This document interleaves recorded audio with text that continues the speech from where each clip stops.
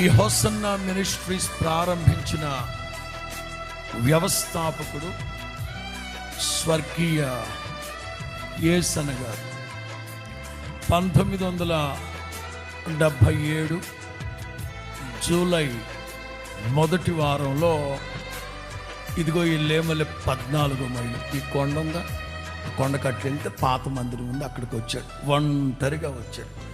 అప్పటికే 10 సంవత్సరాలు పరిశుద్ధుల సహవాసంలో సేవ నేర్చుకున్నాడు.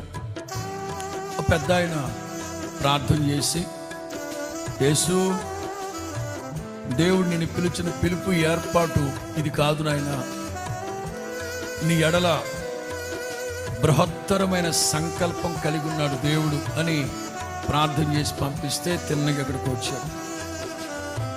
నాటి నుంచి వారు లేకపోయినా నేటి వరకు ఈ 49 సంవత్సరాలలో ఇట్లాంటి హజారోతులు, బెన్హదదులు,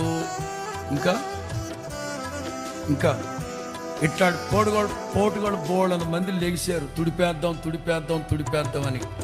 నా దేవుడు కరుణ వాత్సల్యం కలిగిన దేవుడు, అత్యంత కృపా బాహుల్య భరితమైన నా తండ్రి నేటి వరకు ఈ సమస్త మీద శ్రద్ధ నిలిపి ఉన్నాడు. ఆయన నమ్మినోళ్ళు చప్పట్లు కొట్టచ్చు, విశ్వసించిన వాళ్ళు చప్పట్లు కొడుతూ విశ్వాసంతో చెప్పండి, రోషంగా ప్రభువును స్తుతించండి, స్తుతి మించి కేకేయండి. యేసు నామములో ఇట్లాంటి హజారోతులు బోళ్ళంత మంది లెగిశారు.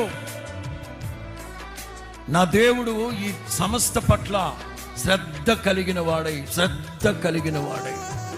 అక్కసుతో లేస్తున్నారు. చాలా మంది కక్ష కట్టుకొని లేస్తున్నారు, ఒంటి కాలు మీద లేస్తున్నారు.